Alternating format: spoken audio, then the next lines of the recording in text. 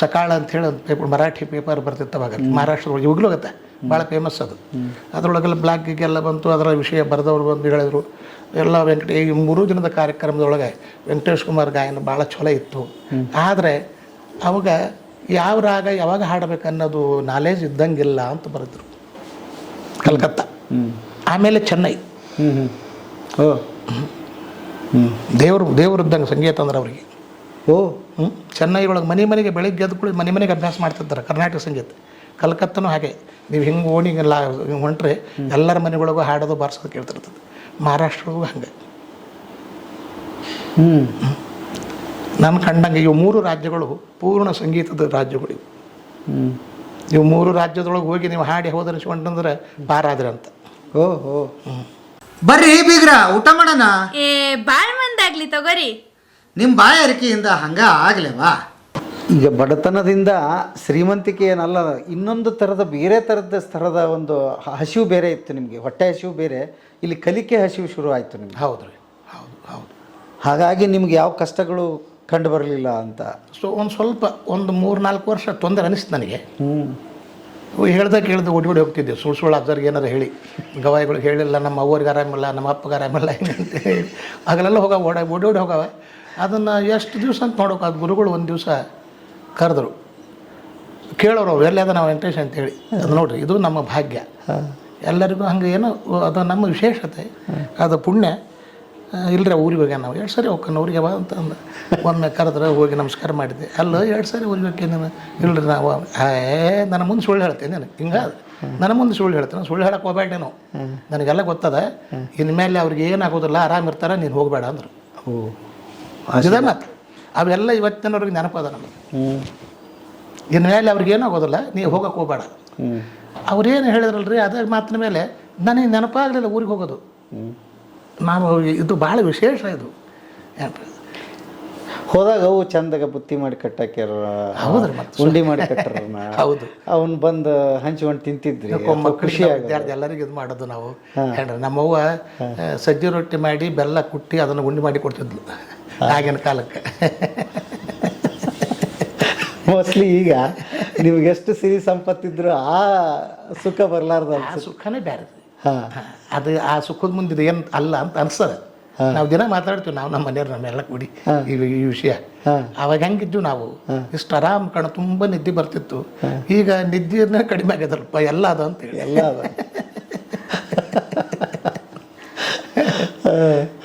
Okay. ಆಮೇಲೆ ಈಗ ಮೊದಲನೇ ಸಾರಿ ನೀವು ಎಷ್ಟು ವರ್ಷ ಕಲ್ತ್ರಿ ಅಲ್ಲಿ ಒಟ್ಟು? ನಾ 12 ವರ್ಷ ಕಲ್ತೀನಿ ರೀ. 12 ವರ್ಷ ಅಂದರೆ ನಿಮ್ಗೆ ವಯಸ್ಸು ಇಷ್ಟು ಸರ್ ಅವಾಗ? ಅದು ನನ್ನ 13ನೇ ವರ್ಷದಿಂದ ಸುಮಾರು ಒಂದು 23-24 ವರ್ಷ ಅಂತ ಕಲ್ತೀನಿ. ಏನು ಎಕ್ಸಾಮ್ ಕಟ್ಟಿದ್ರಿ ಅಥವಾ? ಕಟ್ಟಿದ್ವಿ, ಎಕ್ಸಾಮ್ ಮಾಡ್ಕೊಂಡು. ಜೂನಿಯರ್ ಸೀನಿಯರ್ ಆನಂತರ ಮಾಡಿಕೊಂಡಿವಿ. ಮೊದಲು ಗಂಧರ್ವ ಮಹಾವಿದ್ಯಾಲಯ ಅಂತ ನಡೀತಿದ್ವು ಅವಾಗ, ಅವನು ಮಾಡಿದ್ವಿ. ಅಜ್ಜವ್ರು ಹೇಳಾರ ನಮಗೆ, ನೋಡಪ್ಪ ಸಂಗೀತ ಕಲ್ತು ಬಿಟ್ಟ ಮೇಲೆ ಏನು ಮಾಡ್ತೀರಿ, ನೌಕರಿ ಆಗ್ಬೇಕಲ್ಲ, ನೌಕರಿ ಸಲುವಾಗಾದರೂ ನೀವು ಪರೀಕ್ಷೆ ಮಾಡ್ಕೋಬೇಕು ಅಂತ ಅನಿವಾರ್ಯ ಆಯ್ತು ನಮ್ಗೆ. SSLC ಮಾಡ್ಕೋಬೇಕು. ಮತ್ತು SSLC ಇಲ್ದ್ರೆ ತೊಗೊಳ್ತಿದ್ದಿಲ್ಲ, ಕನಿಷ್ಠ ಪಕ್ಷ ಜನರಲ್ ಎಜುಕೇಷನ್ SSLC, ಆ ನಂತರ ಸೀನಿಯರ್ ಜೂನಿಯರ್ ವಿದ್ಯುತ್. ಹೆಂಗೆ ಮಾಡಿದ್ರಿ? ಆಮೇಲೆ ನಂದು 5th ಆಗಿತ್ತಲ್ಲ, ಏಜ್ ಅಪ್ಡೇಟ್ ಮಾಡಿಸಿ ಗವಿಸಿದ್ದೇಶ್ವರ ಹೈಸ್ಕೂಲ್ ಕೊಪ್ಪಳ, ಅಲ್ಲಿ ಒಬ್ಬ ರಾಮರೆಡ್ಡಿ ಮಾಸ್ತರ್ ಅಂತ ಹೆಡ್ ಮಾಸ್ತರ್ ಇದ್ದರು. ಅವ್ರ ಆಶ್ರಮಕ್ಕೆ ಸಂಗೀತ ಕಲಿಯಕ್ಕೆ ಬರ್ತಿದ್ರು, ವಯಲಿನ್ ಕಲಿಯಕ್ಕೆ ಬರ್ತಿದ್ರು. ನಮ್ಮ ಗೆಳೆಯ ಒಬ್ಬ ಹನುಮಂತಪ್ಪ ಕಾಮರಳ್ಳಿ ಅಂತಿದ್ದ, ಅವ್ರ ಕಡೆ ವಯಲಿನ್ ಕಲಿಯಕ್ಕೆ ಬರ್ತಿದ್ರು. ಅವ್ರ ಪರಿಚಯ ಆಯ್ತು ನಮಗೆ. ಅವರು ನನಗೆ ಪ್ರೈವೇಟಾಗಿ ಕೂಡಿಸಿ ಅಲ್ಲಿ SSLC ಮಾಡಿಸಿ ಕಳಿಸಿದ್ರು. ಪಾಸ್ ಆಗಿಬಿಟ್ರಿ? ಪಾಸ್ ಆದೆ, ಒಂದೇ ಎಟ್ ಎ ಟೈಮ್, ಒಂದೇ ಇದು ಆಯಿತು. ಗೊತ್ತಾ, 5ನೇ ಕ್ಲಾಸಿಂದ 10ನೇ ಕ್ಲಾಸ್ SSLC. ಓಕೆ. ಅವ್ರು ಹೇಳಿದ್ರು, ಸರ್ ನೋಡ್ರಪ್ಪ ನೀವೇನಂತ, ನನಗೆ ಹಿಂಗೆ ನೋಡ್ರಿ ಮಾಡಿಸ್ವೆ, ನೀವು ಸುಮ್ಮನೆ ರೀ, ನಾನು ಬರೆದು ಮಾಡೋಕ್ಕಾಗೋದಿಲ್ಲ, ನಿಮ್ಮ ಕಡೆಯಿಂದನೇ ನಾನು ಬರೆಸಿ ಮಾಡಿಸ್ತೀನಿ ಅಂತಂದ್ರು. ಹಂಗೆ ಮಾಡಿದ್ರು ಅವರು. ಬಂದು ವಾರಕ್ಕೊಮ್ಮೆ ಅಭ್ಯಾಸ ಮಾಡಿಸೋರು ನನಗೆ, ಗಣಿತ, ಇಂಗ್ಲೀಷ್ ಎಷ್ಟು ಬೇಕಷ್ಟೇ, ಪಾಸ್ ಆಗಕ್ಕೆ ಪುಟ್ಟಕ್ಕೆ ಪಾಸ್, ಅಟ್ಲೀಸ್ಟ್ ಪಾಸಪ್ಪ. ಮೊದಲನೇ ಸಾರಿ ಹಾಡಿದ್ದು ನೆನಪೈತಿ ನಿಮಗೆ? ನೀವು ಕಲ್ತು ಮೊದಲನೇ ಸಾರಿ? ಹೌದು, ಹಾಡಿದ್ದು ನೆನಪದ. ಅದು ಅವಾಗ ಈ ಬೆಳಗಾವಿ ಮತ್ತು ಧಾರವಾಡ ಮತ್ತು ಹುಬ್ಬಳ್ಳಿ ಈ 3 ಕಡೆ ಈ ಸಂಗೀತ ಸಮ್ಮೇಳನ ಅಂತ ಮಾಡ್ತಿದ್ರು. ಅದು ಏನಂತಾರಪ್ಪ ಆರ್ಟ್ ಸರ್ಕಲ್. ಆರ್ಟ್ ಸರ್ಕಲ್ ಅವಾಗ ಆರ್ಟ್ ಸರ್ಕಲಿಂದನೇ ಸಂಗೀತ. ಅದ್ರ ಹೆಸರು ಹಂಗೆ ಆರ್ಟ್ ಸರ್ಕಲ್ ಅಂತೇಳಿ. ಬೆಳಗಾವಿಗೆ ಬಂದವರು ಧಾರವಾಡಕ್ಕೆ ಬರಬೇಕು, ಹುಬ್ಬಳ್ಳಿಗೆ ಹಾಡಬೇಕು, ಗದಗ ಹಾಡಬೇಕು. ಈಗ 4 ಕಡೆ ಕಾರ್ಯಕ್ರಮ ಫಿಕ್ಸ್ ಮಾಡ್ತಾರೆ ಅವರು ಅಂಥವು. ಅದರೊಳಗೆ ನನಗೆ ಒಂದು ದಿವಸ ಯೋಗ ಸಿಕ್ತು. ಎಲ್ಲರಿಗೂ ಬರ್ತಿದ್ದಿಲ್ಲ ಅವಾಗ. ಹಾಗೆ ಭಾಳ ಚಲೋ ಹಾಡ್ತಾನಂತ ಸುದ್ದಿ ಇತ್ತಂದ್ರೆ ಯುವಕರಿಗೆ, ಅದು ಯುವಕರದ್ದು ಬೇರೆ, ಸೀನಿಯರ್ ಮಂದಿನೇ ಬೇರೆ. ಯುವಕರಿಗೆ ಅಂತ ಒಂದು ಅವಕಾಶ ಸಿಗ್ತಿತ್ತು. ಅದ್ರಾಗ ನನಗೆ ಗುರುಗಳ ಕೃಪದಿಂದ ಒಂದು ವೇಳೆ ಸಿಕ್ತು. ಬೆಳಗಾವಿಗೆ ಬಂತು. ಬೆಳಗಾವಿ, ಧಾರವಾಡ, ಹುಬ್ಬಳ್ಳಿ, ಗದಗ. ಬೆಳಗಾವಿ ಕಾರ್ಯಕ್ರಮ ಆಯ್ತು. ಎಲ್ಲ ದೊಡ್ಡ ದೊಡ್ಡ ಸಂಗೀತಗಾರ ದೊಡ್ಡವರಲ್ಲ ಏನ್ರಿ, ಅವರೆಲ್ಲ ಮುಂದೆ ಕುಂತು ಕೇಳಿದರು. ನಂದು ಮೂರು ಜನರದ್ದು ಒಂದಿನ ಕಾರ್ಯಕ್ರಮ. ಬೆಳಿಗ್ಗೆ ಸಂಜೆ 5ಕ್ಕೆ ಶುರುವಾದರೆ 10 ಗಂಟೆ ಮಟ್ಟ 3 ಮಂದಿ ಕಲಾವಿದರು, 3 ದಿನ ಉತ್ಸವ ಹಿಂಗೆ. ಅದ್ರಾಗ ಲಾಸ್ಟ್ ಕಾರ್ಯಕ್ರಮ ನಂದು. ಕಾರ್ಯಕ್ರಮ ಆಯ್ತು, ಚಲೋ ಆಯ್ತು. ಬೆಳಿಗ್ಗೆ ಎಲ್ಲ ಪೇಪರ್ನೇ ಬಂತು. ಸಕಾಳ ಅಂಥೇಳಿ ಒಂದು ಪೇಪರ್, ಮರಾಠಿ ಪೇಪರ್ ಬರ್ತಿತ್ತು ಅವಾಗ. ಮಹಾರಾಷ್ಟ್ರದೊಳಗೆ ಇವಾಗಲೂ ಆಗುತ್ತೆ, ಭಾಳ ಫೇಮಸ್ ಅದು. ಅದರೊಳಗೆಲ್ಲ ಬ್ಲಾಗಿಗೆಲ್ಲ ಬಂತು. ಅದರ ವಿಷಯ ಬರೆದವ್ರು ಬಂದು ಹೇಳಿದ್ರು ಎಲ್ಲ. ಈ 3 ದಿನದ ಕಾರ್ಯಕ್ರಮದೊಳಗೆ ವೆಂಕಟೇಶ್ ಕುಮಾರ್ ಗಾಯನ ಭಾಳ ಚಲೋ ಇತ್ತು. ಆದರೆ ಅವಾಗ ಯಾವ ರಾಗ ಯಾವಾಗ ಹಾಡಬೇಕು ಅನ್ನೋದು ನಾಲೇಜ್ ಇದ್ದಂಗಿಲ್ಲ ಅಂತ ಬರೆದ್ರು. ಹಿಂಗೆ ಬರ್ತಿದ್ರು ಸ್ವಚ್ಛ. ಅಂದರೆ ರಾಗಕ್ಕೆ ಶಾಸ್ತ್ರ ಅದಲ್ಲ, ಶಾಸ್ತ್ರ ಯಾವ ರಾಗ ಆದ್ಮೇಲೆ ಯಾವ ರಾಗ ಹಾಡಬೇಕು, ಆ ಶಾಸ್ತ್ರ ಪದ್ಧತಿ ಬೇಕಲ್ಲ, ಅದು ನಾಲೆಜ್ ಇದ್ದಂಗೆ ಇಲ್ಲ ಅಂತ ಅನಿಸ್ತು ನಮಗೆ ಅಂತ ಬರೆದ್ರು. ಒಳ್ಳೆ ದೊಡ್ಡ ಜ್ಞಾನಿವ. ಆಮೇಲೆ ಅವರು ಕುಲಕರ್ಣಿ ಅಂತ ಒಬ್ರು ಇದ್ರು, ನಮ್ಮ ಗದಿನಾಗಿದ್ದರು ಅವರು. ಆ ಹೀರೋ ಹೊಂಡದ ಒಂದು ಇದನ್ನು ಮಾಡಿದರು, ಏಜೆನ್ಸಿ. ಅವರು ಅಲ್ಲಿಂದ ಬಂದರು, ಗದಿಗೆ ಬಂದು ಗುರುಗಳ ದರ್ಶನಕ್ಕೆ ಬಂದರು. ಆಯ್ತು, ನನಗೆ ತೋರಿಸಿದ್ರು. ವೆಂಕಟೇಶ್ ಕುಮಾರ ಹಿಂಗೆ ಬರ್ದಾನ. ಅಪಾಕ ಸಂಗೀತ ಗೊತ್ತಿಲ್ಲ ಅವ ಸೆಕ್ರೆಟ್ರಿ. ಹಿಂಗೆ ಬರ್ದಾರ, ಇದು ಎಷ್ಟರ ಮಟ್ಟಿಗೆ ಖರೆ, ಅವೇನು ಮುದ್ದಾಂ ಬರ್ದಾನೇನು, ನನಗೆ ಹಿಂಗೆ ಅನಿಸ್ತದ. ಮುದ್ದಾಂ ಬರ್ದಿದ್ರೆ ಈಗ ನೋಡು, ನಾನು ಅವ್ನ ಕೈ ತೊಗೊಳ್ತೀನಿ. ಅವನಿಗೆ ಹಿಂಗೆ ಅವನಿಗೆ ಗೊತ್ತಿಲ್ಲ ಪಾಪ. ಅವನ್ನ ಕೈ ತೊಗೊಳ್ತೀನಿ, ನೋಡು. ನನಗೆ ಸಣ್ಣ ಹುಡುಗ, ನಾನು ಹುಂಬ ಮುದ್ದಾಂ ಬರ್ದಾರ ಅವರು. ಹೊಟ್ಟೆ ಕಿಚ್ಚು ನಾನು ಇದೇ ಭಾಷೆ ಹೊಟ್ಟೆ ಕಿಚ್ಚಲು ಬರ್ದಾರ ಹೇಳ್ರಿ ಅವರು. ನನಗೆ ಗೊತ್ತಿಲ್ಲನ್ರಿ ಅವ್ರು. ಅವರು ಹಂಗೆ ಅಂದ್ಕೊಳ್ಳಿ. ಇಲ್ಲ ಅವ್ರು ಎಂದ ಪಾಪ ವಯಸ್ಸಾದವ. ಇಲ್ಲ ಹಂಗಿಲ್ಲ, ನಿಮ್ಮ ಗುರುಗಳಿಗೆ ನೀನು ಕೇಳೊಮ್ಮೆ, ನಿನ್ನ ಗುರುಗಳನ್ನೇ ಕೇಳಿ ನಿಮ್ಮ ಗುರುಗಳಿಗೆ, ಅಂದ್ರೆ ಅಲ್ಲಿ ಪರಿಹಾರ ಸಿಗ್ತದೆ ಅದಕ್ಕೆ. ಹೌದಲ್ಲ ಅಂತ ಅನಿಸ್ತು. ಅವರು ಬಂದಿದ್ದರು. ಅವ್ರನ್ನ ಗುರುಗಳಿಗೆ ಭೇಟಿ ಮಾಡಿಸಿದೆ.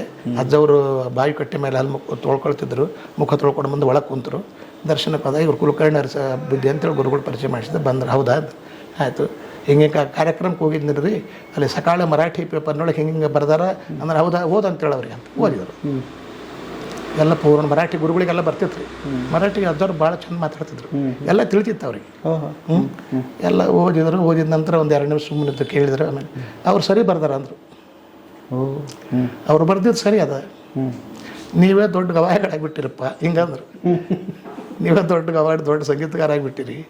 ಹೇಳೋದಿಲ್ಲ, ಕೇಳೋದಿಲ್ಲ, ಏನು ಹಾಡ್ಬೇಕು ಏನು ಹಾಡಬಾರ್ದು ಅಂತ ನಮ್ಗೆ ಒಂದು ದಿವಸ ಕೇಳ್ತಾರೆ. ನೀವು ಗವಾಯಿಗಳಾಗಿಬಿಟ್ರಿ, ನಾವು ಬರೋಬ್ಬರಿ ಬರ್ದಿದ್ದು ಬರೋಬ್ಬರಿ ಅದ ಅಂತಾರೆ. ಅವಾಗ ನನಗೆ ಹೌದಪ್ಪ ನೋಡ್ರಿ ವೆಂಕಟೇಶ್ ಕುಮಾರ್ ಕುಲಕರ್ಣಿ ಗುರುಗಳು ಕೇಳಿದ್ದು ಎಷ್ಟು ಚಲೋ ಆಯಿತು ಅಂದ್ರೆ ಅವ್ರು ಹೌದ್ರಪ್ಪ ಸಾರಿ ಅಂತ. ನಮ್ಮ ಮಾತೇ ಬೇರಿದ್ದು, ಆ ಗುರುಗಳು ಹೇಳಿದ ಮೇಲೆ ನಾವು ಚೇಂಜನ ಆದ್ವಿ. ಇದ್ದಿದ್ದು ಅವ್ರು ಹಿಂಗೆ ಹೇಳಿದ್ರು, ಅವ್ರು ಇದ್ದಿದ್ದು ಬರ್ದಾರ ಅವರು. ಅಸುರ ಕುಲ ಸಂಹಾರ ಅರಸು ದಶರಥ ಬಾಲ. ಅವಾಗ ಹಿಂದೂಸ್ತಾನಿ ಅಂತಂದರೆ ನಿಮಗೆ ಪುಣೆ ಬಾಂಬೆನಲ್ಲಿದ್ದವರಿಗೆ ಬೆಲೆ, ಮತ್ತು ಆ ಕಡೆ ದೊಡ್ಡ ಗಟ್ಟಿಯಾಗಿ ಸ್ಥಾಪನೆ ಆಗಿತ್ತು. ಈ ಕಡೆ ನಿಮಗೆ ಕರ್ನಾಟಕಿ ಆಗಿತ್ತು. ಈ ಮಧ್ಯಭಾಗ ನೀವು ಇದನ್ನು ಹೇಗೆ ಗಟ್ಟಿಗೊಳಿಸಿದ್ರಿ ನೀವು? ಇಲ್ಲ, ಈಗ ಪುಣೆ, ಧಾರವಾಡ, ಗದಗ ಅಲ್ಲಿವರೆಗೂ ಹಿಂದೂಸ್ತಾನಿನೇ ಇತ್ತು. ಅವಾಗಲೂ ಯಾವಾಗಲೂ ಇದು ಮುಂಬೈ ಕರ್ನಾಟಕ ಮೊದಲು. ಮುಂಬೈ ಕರ್ನಾಟಕ ಅಂತ ಇರ್ತದೆ. ಇಲ್ಲೆಲ್ಲ ನೋಡ್ರಿ, ನಿಮ್ಮದು ಬೆಳಗಾವಿ, ಪುಣೆಯಿಂದ ಬೆಳಗಾವಿ ಧಾರವಾಡ, ಗದಗ, ಹುಬ್ಬಳ್ಳಿ, ಬಿಜಾಪುರ ಈ ಭಾಗ ಎಲ್ಲ ಹಿಂದೂಸ್ತಾನಿಯೇ. ನೀವು ಇಲ್ಲಿ ಹರಿಹರ, ದಾವಣಗೆರೆಗೆ ಹೋದ್ರೆ ಶುರು ಅಲ್ಲಿ ಕರ್ನಾಟಕ ಸಂಗೀತ. ಅಲ್ಲಿಂದ ಶುರು. ಬಳ್ಳಾರಿ ಅಲ್ಲಿ ಕರ್ನಾಟಕ ಸಂಗೀತ ನಮಗೆ. ಆ್ಯಕ್ಚುಲಿ ಏನು ಬದಲಾವಣೆ ಇದೆ ಸರ್ ಇದಕ್ಕೆ ನಮ್ಮ ಹಿಂದೂಸ್ತಾನಿಗೆ ಮತ್ತು ಕರ್ನಾಟಕಕ್ಕೆ? ಅದರದ್ದು ಶಾಸ್ತ್ರನೇ ಬೇರೆ, ಇದದ್ದು ಶಾಸ್ತ್ರನೇ ಬೇರೆ, ಆದರೆ ಹಾಡುವ ಶೈಲಿಗಳು ಬೇರೆ. ರಾಗಗಳನ್ನು ಪ್ರದರ್ಶನ ಮಾಡ್ತೀವಲ್ಲ, ಆ ಪ್ರದರ್ಶನ ಮಾಡುವ ಶೈಲಿ ಬೇರೆ. ಬಟ್ ರಾಗಗಳು ಒಂದೇಯಾ? ಒಂದೇ ರಾಗ ಇರ್ತಾವೆ, ಆದರೆ ಎಲ್ಲವೂ ಒಂದೇ ಇರೋದಿಲ್ಲ. ಅವರು ರಾಗಗಳ ಹೆಸರು ಬೇರೆ, ನಮ್ಮ ರಾಗದ ಹೆಸರು ಬೇರೆ. ಆ ರಾಗ ಹೆಸರು ನಮಗೆ ಭಾಳ ಗೊತ್ತಿರೋದಿಲ್ಲ, ಕೆಲವರು ಬಹಳ ಜ್ಞಾನಿಗಳಿಗೆ ಗೊತ್ತಿರ್ತದೆ. ಆದರೆ ಶೈಲಿ ಮಾತ್ರ ಬೇರೆ, ಸ್ಪಷ್ಟ ಕಾಣ್ತದೆ, ಎದ್ದು ಕಾಣ್ತದೆ. ಹೌದು, ಇದು ಕರ್ನಾಟಕ, ಇದು ಹಿಂದೂಸ್ತಾನಿ ಅಂತೇಳಿ. ರಾಗಗಳು ಒಂದೇ ಇರ್ತವೆ, ಕೆಲವು ಬೇರೆ ಬೇರೆ ಇರ್ತಾವೆ, ಅವರು ಬೇರೆ ಇರ್ತವೆ, ನಮಗೂ ಬೇರೆ ಇರ್ತಾವೆ. ಆದರೆ ಸಂಗೀತಕ್ಕೆ ಎರಡು ಬಹಳ ಮುಖ್ಯ, ಸ್ವರ ಮತ್ತು ಲಯ.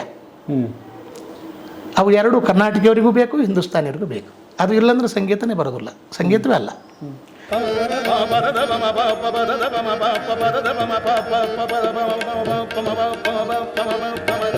ನೀವೀಗ ಶಾಸ್ತ್ರಬದ್ಧ ಅಂತ ಒಂದು ಪದ ಬಳಸ್ತಾ ಇದ್ರಿ. ನೀವು ಗುರುಗಳ ಹತ್ರ ಶಾಸ್ತ್ರಬದ್ಧವಾಗಿ ಕಲಿತರ ಅಥವಾ ಬರೀ ಸಂಗೀತ ಕಲಿತರ? ಈಗ ಸಂಗೀತಕ್ಕೆ ಶಾಸ್ತ್ರಬದ್ಧವಾಗಿ ಕಲಿಯೋದಕ್ಕೆ ವ್ಯತ್ಯಾಸ ಇದೆ. ಇಲ್ಲ, ನಾವು ಆಶ್ರಮದಾಗ ಕಲ್ತಿದ್ದು ಎಲ್ಲ ನಾನಂತಲ್ಲ, ಯಾರೇ ಕಲ್ತರೂ ಶಾಸ್ತ್ರಬದ್ಧವಾಗೇ ಕಲಿಯೋದಲ್ಲಿ. ಕಲಿಸೋದು ಶಾಸ್ತ್ರಬದ್ಧತವಾಗೇ ಕಲಿಸೋದು.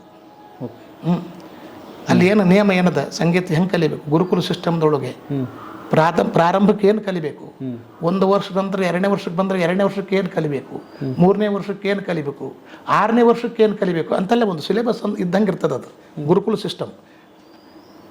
ಅದು ವಿಶ್ವವಿದ್ಯಾನಿಲಯಗಳಲ್ಲಿ ಕೂಡ ಹಾಗೆ ಇರ್ತಿತ್ತು, ಇಲ್ಲಿ ಹಾಗೆ ಇದೆ? ಇಲ್ಲ, ವಿಶ್ವವಿದ್ಯಾಲಯದೊಳಗೆ ಇದು ಸಿಲೆಬಸ್, ಇದು ಪೂರ್ಣ 3 ವರ್ಷದಾಗ ಒಂದು ಇಂತಿಷ್ಟು ರಾಗ ಅಂತ ಇರ್ತಾವೆ, ಅಷ್ಟು ರಾಗ. ಇದು ಹಂಗಲ್ಲ, ಅಲ್ಲಿ ಹಂಗಲ್ಲ. ಇಲ್ಲಿ ವಿಶ್ವವಿದ್ಯಾಲಯದೊಳಗೆ ಸರಳಿ ಜಂಟಿ ಅಲಂಕಾರ ಕಲಿಸೋದಿಲ್ಲ, ಲಕ್ಷಣ ಗೀತೆ ಕಲಿಸೋದಿಲ್ಲ ಏನ್ರಿ. ಇಲ್ಲಿ ಆಶ್ರಮದಾಗ ಹಂಗಲ್ಲ, ಸರಳಿ ಜಂಟೆ ಅಲಂಕಾರದಿಂದ ಹಿಡಿದು ಸ್ವರಗೀತ, ಲಕ್ಷಣಗೀತ, ಛೋಟ ಕ್ಯಾಲ್, ಜಪ್ತಾಲಿಂದ ಆಮೇಲೆ ಬಡ ಕ್ಯಾಲ್. ಅಲ್ಲಿ ಬರೋದ್ರೊಳಗೆ ಕನಿಷ್ಠ 6 ವರ್ಷ ಆಗಿರ್ತದೆ ಬಡ ಕ್ಯಾಲ್ ಬರೋರಿಗೆ. ಇಲ್ಲಿ ವಿಶ್ವವಿದ್ಯಾಲಯದೊಳಗೆ 6 ವರ್ಷದೊಳಗೆ ಅವ PhD ಮುಗಿಸಿರ್ತಾನೆ. ಇದು ಈ ವಿದ್ಯೆ ಹಂಗಂದ್ರೆ ಗುರುಕುಲ ಸಿಸ್ಟಮ್ ಬೇರೆ, ಈ ನಮ್ಮ ಇದು ಸಾರ್ವಜನಿಕ ಶಿಕ್ಷಣ ಪದ್ಧತಿ ಅಂತಾರೆ ಇದಕ್ಕೆ. ಈಗ ನಾವು ವಿಶ್ವವಿದ್ಯಾಲಯ ಕಾಲೇಜುಗಳಿಗೆ ಕಲಿತೀವಿ, ಅದು ಸಾರ್ವಜನಿಕ ಶಿಕ್ಷಣ ಪದ್ಧತಿ. ಈಗ ನಾವೇನು ಸಂಗೀತ ಕಲಿತೀವಿ ಅದು ಗುರುಕುಲ ಪದ್ಧತಿ. ಸಂಗೀತ ಕೇಳೋ ಮುಂದೆ ಒಂದಿಷ್ಟು ಕೇಳುಗರಿಗೆ ಶಿಕ್ಷಣ ಬೇಕು ಅಂತ ಸರ್, ಬರೀ ಹಾಡೋರಿಗೆ ಅಲ್ಲ. ಅಂದರೆ ಅದು 10 ಜನ ಇರಲಿ, ಕೇಳುಗಾರ ಜ್ಞಾನವಂತರಿದ್ದರೆ ಅಷ್ಟೇ ಸಾಕು ಅನ್ನೋದು ಒಂದು ವಲಯ ಇದೆ ಅಲ್ವಾ? ಈಗ ನಮಗೆ ಸಾಮಾನ್ಯ ಜನಕ್ಕೆ ನೀವು ಚೆನ್ನಾಗಿ ತಾನು ಹೊಡಿತಾ ಇದ್ದರೆ ನಮಗೆ ಭಾಳ ಖುಷಿ ಆಗಿಬಿಡುತ್ತೆ ಅಲ್ವಾ? ಶುರು ಏನಾದರೂ ಮಾಡ್ತೀರಿ, ಈಗ ಅದು 3 ತಾಲ್ ಬರೋವರೆಗೆ ನಮಗೆ ಭಾಳ ಪರೀಕ್ಷೆ ಕಾಲ ಅದು. ಯಾವಾಗ 3 ತಾಲಿಗೆ ಬರ್ತಾರೋ ಮರ, ಯಾವಾಗ ಇದನ್ನ ಹಾಡ್ತಾರಂತ ಕಾಯ್ತಾ ಇರ್ತೀವಿ. ಹೇಗೆ ಅದನ್ನು ನಾವು ಶಿಕ್ಷಣ ಹೊಂದಬೇಕು ಅಂತೀರಿ? ಈಗ ನೀವು ಅದಕ್ಕಾಗಿ ಹಿಂಗದ, ಕೆಲವರು ಶ್ರೋತೃಗಳು ಅಭ್ಯಾಸ ಮಾಡಿದಂಥ ಶ್ರೋತೃಗಳು ಇರ್ತಾರೆ, ಕೆಲವರು ಬರೀ ಸಂಗೀತವನ್ನು ಕೇಳದ ಶ್ರೋತೃಗಳು ಇರ್ತಾರೆ. ಇದ್ರಾಗ 2 ಟೈಪ್ ಇರ್ತಾರೆ. ಈಗ ರಾಗಗಳ ಬಗ್ಗೆ ನಾಲೆಜ್ ಮಾಡ್ಕೊಂಡು ಕೇಳೋ ಶ್ರೋತೃಗಳು ಬೇರೆ, ಆಮೇಲೆ ಬರೀ ಪೂರ್ಣ ಅವಧಿ ಎಲ್ಲ ಸಂಗೀತವನ್ನು ಭಾವಪೂರ್ವ ಕೇಳೋದು ಬೇರೆ. ಬರೀ ಸಂಗೀತನೇ ಕೇಳೋದು ಅವ್ರದ್ದು, ಆದರೆ ಅವ್ರಿಗೆ ರಾಗ ತಾಳದ ಮಾಹಿತಿ ಇರೋದಿಲ್ಲ. ಆದರೆ ಈ ಇಬ್ಬರಲ್ಲಿ ಫರಕ್ ಇರ್ತದೆ ಏನ್ರಿ. ಆದರೆ ಅದೇನದ, ಶಾಸ್ತ್ರೀಯ ಸಂಗೀತ ಕೇಳ್ಬೇಕಂದ್ರೆ ಮೊದಲು ತಾಳ್ಮೆ ಬೇಕು. ನೀವು ಹೇಳಿದ್ರಲ್ಲ, ಈಗ ಇನ್ನೂ 3 ತಾಲಕ್ಕೆ ಬರೋಲ್ವಾ, ಎಷ್ಟೋ ತಾಡ್ಕೊಂತ ಕೊಡ್ತಾನೆ ನನಗೆ ಅನಿಸ್ತತಿ, ಹೌದಲ್ಲ? ಇದಕ್ಕೆ ಏನದ, ತಾಳ್ಮೆ ಬೇಕು, ಸಹನ ಶಕ್ತಿ ಬೇಕು ಬಹಳ. ಅವ ಸುಮ್ಮನೆ ಕುಂತ್ಗೆ ಮೊದಲನೇ ಒಮ್ಮೆಲೆ ಕೂಡೋಕ್ಕಾಗೋದಿಲ್ಲ. ಹಂಗೆ ಈಗ ನಿಮ್ಮಂಗ ರಗಡ ನಮ್ಮ ಕಲಿಯೋರು ಸತಿ ಅನಿಸುತ್ತೆ ಹಂಗೆ. ನಾವು ಅದನ್ನೇ ಮಾಡೋರು, ನಮಗೆ ಹಸ್ತಿದಾಗ ಏನಿದು ಎಷ್ಟೊತ್ತು ಆಡ್ಬೇಕು ಹಿಂಗೆ ಅಂತೇಳಿ. ಅದು ಸಹಜ. ಅದು ಅಭ್ಯಾಸದ ಮೂಲಕ ತಿಳಿಯೋಂಗಲ್ಲ, ಕಲ್ತಂಗಲ್ಲ, ಕೇಳ್ದಂಗಲ್ಲ, ಮಾಡ್ದಂಗಲ್ಲ, ಅಭ್ಯಾಸ ಮಾಡ್ಕೊತ ಹೋದಂಗಲ್ಲ ಅನ್ನೋದು. ಹೌದಪ್ಪ, ಇದ್ರಾಗೇನೋ ಒಂದು ಸುಖ ಅದ. ಆವಾಗ ಶ್ರೋತೃಗಳು ತಯಾರಾಕ್ಕಾರ ಏನ್ರಿ. ರಾಗಜ್ಞಾನ ಇದ್ದ ಶ್ರೋತೃನೂ ಇರ್ತಾನೆ, ಬರೀ ಸಂಗೀತ ಕೇಳಿ ಆನಂದ ಪಡೋ ಶ್ರೋತೃನೂ ಇರ್ತಾನೆ. ಸಂಗೀತ ಬರೀ ಸಂಗೀತ, ಅವನ ಸ್ವರ, ಅವ ಹಾಡೋ ಭಾವ, ಹಾಡುವ ರಾಗ, ಆ ಭಾವ ಅವನ ಮೇಲೆ ಪರಿಣಾಮ ಆಗ್ತದೆ ಏನು. ಈಗ ಮೊದಲನೇದು ನಾವು ಅಲ್ಲಿ ಗಾಯಗಳ ಮಠದಾಗ ಕೇಳ್ತಿದ್ವಿ, ಕುಮಾರದಾಸ್ ಬಂದ್ರೆ ಹಾಡಿಬಿಡ್ರು, ನೆಕ್ಸ್ಟ್ ನಿಮ್ದಿರೋದು. ನಮಗೊಂದು ನಮಗೆ ಚಾಲೆಂಜ್ ಒಳಗಡೆ ನಾವು ಯಾರ್ಯಾರು ನಂಬಿರ್ತೀವಿ ಅವ್ರನ್ನ, ಅವ್ರು ಹಾಡಿದ್ರು ಭಯಂಕರ ತಾನ್ಗೇನು ಹೊಡೆದು ದೊಡ್ಡ ಸ್ತಬ್ಧ ಮಳೆ ಹೊಡೆದು ನಿಂತಂಗೆ ಆಗ್ಬಿಡೋದು, ನೆಕ್ಸ್ಟ್ ನೀವು ಬರ್ರಿ. ನಮಗೆ ಚಾಲೆಂಜ್ ಇರೋದು, ಇವ್ರದ್ದು ಹೆಂಗೆ ತಾನು ಹೊಡಿತಾರೆ, ನಮ್ಗೆ ಬರೀ ಅದು ಒಂದೇ ಖುಷಿ ಕೊಡೋದು ಅವಾಗ. ನಿಮಗೂ ಹಂಗಿರೋದು ಚಾಲೆಂಜ್, ಅದು ಇದೇನಪ್ಪ ಹಿಂಗಾಯ್ತು, ನೆಕ್ಸ್ಟ್ ನಾನು ಹೆಂಗೆ ಇವ್ರನ್ನ ಇರ್ತದೆ. ಎಲ್ಲರಿಗೂ ಹಾಡು ಬಾರಿಸೋರು ಎಲ್ಲರಿಗೂ ಇರ್ತಾವೆ. ಇವೆಷ್ಟು ಹಿಂಗೆ ಹಾಡಿಬಿಟ್ಟ ಜನರ ರಂಜನೆ ಆಗಿಬಿಡ್ತು, ನಾವೇನು ಹಾಡಲಿ, ನಂದು ಹೆಂಗೆ ರಂಜಕತ್ವ ಆಗ್ತದೆ, ಪ್ರತಿಯೊಬ್ಬರಿಗೆ ಇರ್ತದೆ. ಇರಬೇಕದು, ಇರಬೇಕು. ಇರಬೇಕು, ಇಲ್ಲಂದ್ರೆ ಅವ ಏನು ಮುಂದುವರಿಯೋದೇ ಇಲ್ಲಲ್ಲ. ಕಲಾಕಾರಿಗೆ ಇರಬೇಕದು. ಆಮೇಲೆ ಈಗ ನೀವು ಹೇಳ್ತಿದ್ರಿ ಮುಂಜಾನೆ ರಾಗಗಳು, ಸಂಜೆ ರಾಗಗಳು, ಮಧ್ಯಾಹ್ನದ ರಾಗಗಳು ಅಂತ. ಕೇಳೋದ್ರ ಮೇಲೆ ಅವು ಪರಿಣಾಮ ಏನಾದರೂ ಬೀಳುತ್ತಾ? ಥರದ್ದು ವ್ಯತ್ಯಾಸ ಆದರೆ, ಅಥವಾ ಹಾಡೋರಿಗೆ ಬೀಳುತ್ತಾ ಅಂತ? ಇಲ್ಲ, ಅದು ಕೇಳೋರ ಮೇಲೇನು ಪರಿಣಾಮ ಆಕತಿ, ಹಾಡೋರ ಮೇಲಂತೂ ಅವ್ರು ಆದ ಪ್ರಕಾರ ಕಲಿತಿರ್ತಾರೆ. ಅವ್ರು ಶಾಸ್ತ್ರೀಯ ಸಂಗೀತ ಕಲ್ತವ್ರು ಹಾಗೆ ಕಲ್ತಿರ್ತಾರೆ. ಬೆಳಗಿನ ರಾಗ, ಮಧ್ಯಾಹ್ನ ರಾಗ, ಸಂಜೆ ಮುಂದೆ ರಾಗ, ರಾತ್ರಿ ರಾಗಗಳು. ಅವು ಯಾಕೆ ಹಾಗೆ ಮಾಡ್ಯಾರ ಅಂದ್ರೆ ಅದು ವೈಜ್ಞಾನಿಕ ಅದಾದ್ರೆ ಆ ಸ್ವರಗಳ ಮೇಲೆ ಹಂಗೆ ಮಾಡ್ಯಾರ ಅವನ್ನ. ಶುದ್ಧ ಸ್ವರ, ಕೋಮಲ ಸ್ವರ, ತೀವ್ರ ಸ್ವರಗಳು ಅದಾವಲ್ಲ, ಆ ಸ್ವರಗಳು ಆ ಸಮಯವನ್ನು ಹೇಳ್ತಾವೆ. ಸ್ವರಗಳೇ ಸಮಯವನ್ನೇ ಸ್ವರಗಳು ಹೇಳ್ತಾವೆ. ಅದಕ್ಕೆ ಅವು ವೈಜ್ಞಾನಿಕ ಅದು ಹೇಳು. ಓಕೆ. ಅದು ಅಗದಿ ಶುದ್ಧತೆ ಅದು. ಆ ಸಮಯದೊಳಗೆ ಆ ರಾಗ ಹಾಡಿದ್ರೆ ಆ ಪ್ರಭಾವನೇ ಬೇರೆ. ಓಕೆ. ನೀವು ಒಂದು ಬೆಳಗಿನ ರಾಗ ಉದಾಹರಣೆ ಹೇಳ್ತೀನಿ. ಒಂದು ಬೆಳಗಿನ ರಾಗ 4-5 ಗಂಟೆ ಸುಮಾರು ಅಥವಾ 6 ಗಂಟೆ ಲಾಸ್ಟ್ ಅಂತ ಹಿಡ್ಕೊಡು, ಒಂದು ಭೈರವ ಅಂತದ. ಆ ರಾಗ ಹಾಡಿದ್ರೆ ಆ ಸಮಯದೊಳಗೆ ಆ ಸ್ವರಗಳು ಏನದವಲ್ಲ, ಆ ಸ್ವರಗಳು ಅವ ಶುದ್ಧವಾಗಿ ಕಲ್ತಿರ್ಬೇಕವ. ಯಾರೋ ಹಾಡಿದ್ರೆ ಆಗೋದಿಲ್ಲ. ಹಂಗೆ ಸುಮಾರು ವರ್ಷ ಅಭ್ಯಾಸ ಮಾಡಿರಬೇಕು ಶಾಸ್ತ್ರಬದ್ಧವಾಗಿ. ಭೈರವ ರಾಗದ ಶುದ್ಧತೆ ಅವನಿಗೆ ಗೊತ್ತಿರಬೇಕು. ಅಂತವ ಹಾಡಿದ್ರೆ ಆಟೋಮೆಟಿಕ್ಲಿ ಆ ಸಮಯದ ಪ್ರಭಾವ ಅವ್ರ ಮೇಲೆ ಬೀಳುತ್ತದೆ, ಶ್ರೋತೃಗಳ ಮೇಲೆ. ಭೈರವ ರಾಗದ ಪ್ರಭಾವ ಹೌದಪ್ಪ. ಆಮೇಲೆ ಅದೇ ರಾಗ ನೀವು ಸಂಜೆ ಮುಂದೆ ಹಾಡಿದ್ರೆ ಅವ್ರಿಗೆ ಏನು ಅನಿಸೋದಿಲ್ಲ. ಆಮೇಲೆ ಮೇಘ ರಾಗಗಳನ್ನ ಹಾಡಿದರೆ ಮಳೆ ಬರುತ್ತೆ ಅನ್ನೋ ಪ್ರತೀತಿ ಇದೆ, ಅದು ನಿಜವಾ ಅಂತ? ಅದು ಹೇಗೆ ಅಂತ ಹೇಳಿದ್ರೆ, ದೀಪಕ ರಾಗ ಹಾಡಿದ್ರೆ ದೀಪ ಹಚ್ತದ, ಮೇಘ ರಾಗ ಹಾಡಿದ್ರೆ ಮಳೆ ಬರ್ತದೆ. ಯಾರು ಹಾಡಿದ್ರೆ ಬರ್ತದೆ, ಯಾರು ಹಾಡಿದ್ರೆ. ದೇಸಿ ಮತ್ತು ಮಾರ್ಗಿ ಸಂಗೀತ ಅಂತ 2 ಅದಾವೆ ಶಾಸ್ತ್ರದೊಳಗೆ. ದೇಸಿ ಸಂಗೀತ ಅಂದರೆ ನಾನು ಹಾಡೋದು ನಿಮ್ಮನ್ನೆಲ್ಲ, ನೀವು ಕೇಳೋರು ನಿಮ್ಮನ್ನೆಲ್ಲ ವಾವ ಅನಿಸೋದು, ನಿಮ್ಮ ಮುಂದಿನ ಹಾಡಿ ವಾವ ಅನಿಸೋದು. ಆಮೇಲೆ ಮಾರ್ಗಿ ಸಂಗೀತ ಅಂದ್ರೇನು, ತಾನು ಹಾಡೋದು ದೇವರಿಗಷ್ಟೇ ಸಲುವಾಗಿ, ದೇವ್ರ ಸಲುವಾಗಷ್ಟೇ, ಜನರ ಸಲುವಾಗಲ್ಲ, ತನ್ನ ಸಲುವಾಗಲ್ಲ. ತಾನು ಹಾಡಿದ್ದು, ತಾನು ಕಲ್ತಿದ್ದು ಪೂರ ದೇವರಿಗೆ ಅರ್ಪಣೆ. ಇದು ಮಾರ್ಗಿ ಸಂಗೀತ. ಇಂಥ ಮಾರ್ಗಿ ಸಂಗೀತಗಾರರಿಂದ ಮಾತ್ರ ಅದು ಸಾಧ್ಯ ಆಗ್ತದೆ. ದೀಪ ಹಚ್ಚೋದು, ಅವ್ರು ದೀಪ ಹಚ್ಬೇಕಂತ ಹಾಡೋದಿಲ್ಲ, ಮಳೆ ಬರಲಿ ಅಂತ ಹಾಡೋದಿಲ್ಲ. ಅವ್ರು ಹಾಡಿದ್ರೆ ತಾನೇ ಬರ್ತದೆ. ಆ ರಾಗ ಹಾಡಿತಂದ್ರೆ ಅದು ತಾನೇ ಬರ್ತದೆ. ಆ ಶಾಸ್ತ್ರದಾಗ ಹಿಂಗೆ ಅದು. ಎಲ್ಲರಿಗೂ ಬರೋದಿಲ್ಲ ಅದು, ಎಲ್ಲರೂ ಹಾಡಿದ್ರೆ ಆಗೋದಿಲ್ಲ. ಅದಕ್ಕೆ ಮಾಡ್ಯಾರ ಶಾಸ್ತ್ರ ಮಾರ್ಗಿ ಸಂಗೀತ, ದೇಸಿ ಸಂಗೀತ. ಅವ್ರ ಮುಂದೆ ಯಾವತ್ತಾದ್ರೂ ಕುಂತ್ಕೊಂಡು ಹಾಡಿ ಖುಷಿ ಪಟ್ಟಿದ್ದೀವಿ? ನಮ್ಮ ಅವ್ರ ಬಂದ್ರಿ ಹಾಡೀನ್ರಿ. ಅವು ಅಪ್ಪ ಇದ್ರಲ್ಲ, ಸುಮಾರು ನಾನು ನೌಕರಿ ಸೇರಿದ ಮೇಲೆ ಇದ್ದರು, ಕೇಳ್ತಿದ್ರು. ಅವ್ರು ಭಾಳ ಖುಷಿಪಟ್ರು, ಅವ್ರು ಭಾಳ ಸಂತೋಷ ಆಗಿತ್ತು. ನಮ್ಮ ಇಷ್ಟು ಮಕ್ಕಳದೊಳಗೆ ಒಬ್ಬನ ಇವನಾರ ತಯಾರಾದ್ನಲ್ಲ. ಆಮೇಲೆ ಸಂತೋಷ ಪಟ್ಟದ್ದು ಒಂದೇ ಅಲ್ಲ, ನಂದು ಮದುವೆನೂ ಭಾಳ ಬೇಗ ಆಗಿಬಿಡ್ತು. ಆದ ಕೂಡ ನೌಕರಿ ಇದ್ದಿಲ್ಲ ಅವಾಗ. ನಾವು ಊರಿಗೆ ಕನ್ಯೆ ಹೆಂಗೆ ಕೊಟ್ಟರು? ಅದು ಭಾಳ ಕನ್ಯೆ ನಮ್ಮ ಮಾವನ ಮಗಳ ಅಲ್ರಿ. ನಮಗೇನು ಸಂಗೀತ ಕಲ್ಸಕ್ಕೆ ಬಿಟ್ಟಿದ್ದು ನಮ್ಮ ಸೋದರ ಮಾವನ ಮಗಳ. ಅವರ ಮದುವೆ ಮಾಡಿಕೊಟ್ರು. ನಮ್ಮ ಕೈಯಿಂದ ಖರ್ಚು ಇಲ್ಲ, ಅವರೇ ಮದುವೆ ಮಾಡಿ ಏನಂತ ಅಂತಾರೆ ಅದಕ್ಕೆ ಆಗಿನ ಕಾಲಕ್ಕೆ. ಅವರೇ ಮದುವೆ ಮಾಡಿಕೊಟ್ರು. ಆಮೇಲೆ ಅದ್ರ ಮೇಲೆ ಜೀವನ ಮಾಡೋದು ಕಠಿಣ ಆಗ್ಬಿಡುತ್ತೆ ನಮಗೆ, ಸಂಗೀತದ ಮೇಲೆ. ಏನು ಮಾಡೋಕು ಅಂತ ನಾನು ಹಿರಿಯ ಮಗ ಮನೆಗೆ, ನಾನೊಬ್ಬನೇ ಜೀವನ ಮಾಡೋದಲ್ಲ. ಏನಾದ್ರು 10 ರೂಪಾಯಿ ನಾನು ದುಡ್ದಂದ್ರೆ ಅದು ಮನೆಗೆ ಹೋಗಿ ಒಂದು 4-5 ರೂಪಾಯಿ ಕೊಡ್ಬೇಕು ನಮ್ಮ ತಂದೆಗೆ, ಕೊಡ್ಬೇಕಲ್ಲ ಜೀವನ ಮಾಡಿದ. ಅದು ನಮ್ಮ ಅಪ್ಪ ನೋಡಿದ, ಇವನು ಇಷ್ಟು ವರ್ಷ ಕಲ್ತಿದ್ದು ಎಷ್ಟು ಆಗ್ಬಿಡ್ತದಲ್ಲ, ವ್ಯರ್ಥ ಆಗ್ತದೆ. ಒಂದು ದಿವ್ಸ ಕರೆದು ನಮ್ಮ ಅವ್ವ ಇಬ್ಬರು, ಅವ್ವ ಅಪ್ಪ, ನೋಡು ನಮ್ಮ ಕಷ್ಟ ಇದು ಇಲ್ಲಿಗೆ ನಮ್ಗೆ ಇರಲಿ, ಅದು ನಮ್ಗೆ ಇರಲಿ. ಅದು ನೀನು ನಿನ್ನ ಹೆಂಡತಿ ಮಕ್ಕಳನ್ನ ಕರ್ಕೊಂಡು ಎಲ್ಲಿಯಾರು ಹೋಗಿ ಜೀವನ ಮಾಡಿಬಿಡು, ಎಲ್ಲ ಒಳ್ಳೇದು ಅಂತೇಳಿ. ಎಲ್ಲಿ ಒಳ್ಳೇದಾಗ್ತದೆ ಅಲ್ಲಿ ಹೋಗಿ ಜೀವನ ಮಾಡಿಬಿಡು ಹೋಗಂತ. ಹಿಂಗೆ ಎಂಥ ಸವಾಲು ನಿಮ್ಮದು. ಮದುವೆ ಮಾಡಿಕೊಂಡು ಹೆಂಡತಿ ಮಕ್ಕಳನ್ನ ಕರ್ಕೊಂಡು ಹೋಗೋದಾ? ಹೆಂಡತಿ ಮಕ್ಕಳು ಕರ್ಕೊಂಡು ಎಲ್ಲಿ ನಿನ್ನ ಜೀವನ ನಡಿಬೇಕು, ಎಲ್ಲಿ ಚಲೋ ನಡೀತದೆ ಅಲ್ಲಿ ಹೋಗಿಬಿಡು ಅಂತ. ಇಲ್ಲಿ ಇರಬೇಡ, ನಮ್ಮನ್ನು ಬಿಟ್ಬಿಡು, ನಮ್ಮ ಕೂಡ ಇದ್ರೇನು ಉದ್ಧಾರ ಆಗೋದಿಲ್ಲ ಅಂದ್ರೆ ಅವ್ರಿಗೆ ಗೊತ್ತಿತ್ತು.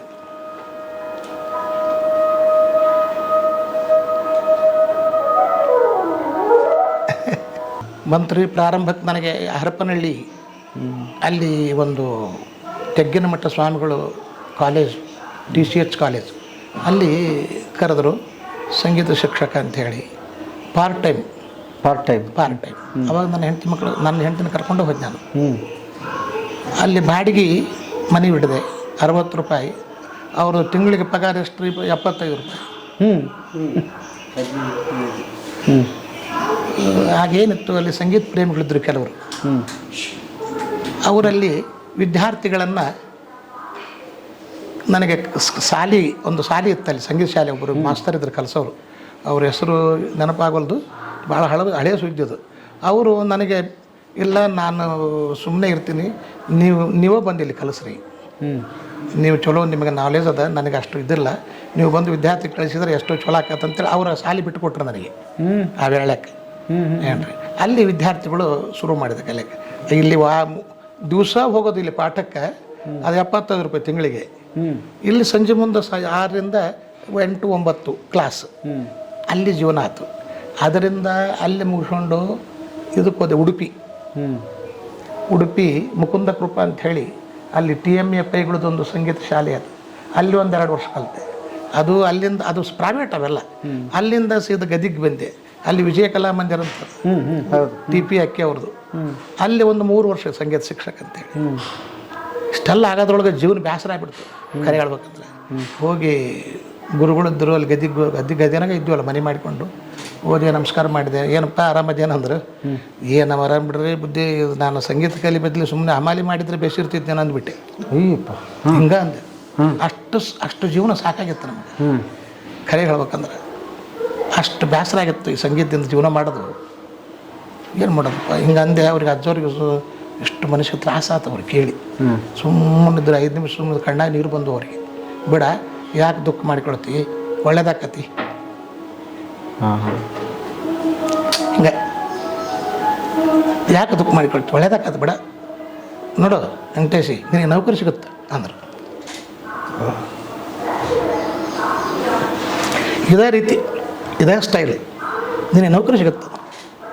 ಆಮೇಲೆ ಒಂದು 5 ನಿಮಿಷ ಬಿಟ್ಟ ಮೇಲೆ ನಿನಗೆ ಕಾಲೇಜ್ ನೌಕರಿ ಸಿಗುತ್ತೋ ಅಂದರು. ಮತ್ತು ಆಯಿತು ನಮಸ್ಕಾರ ಮಾಡಿ ಬಂದೆ.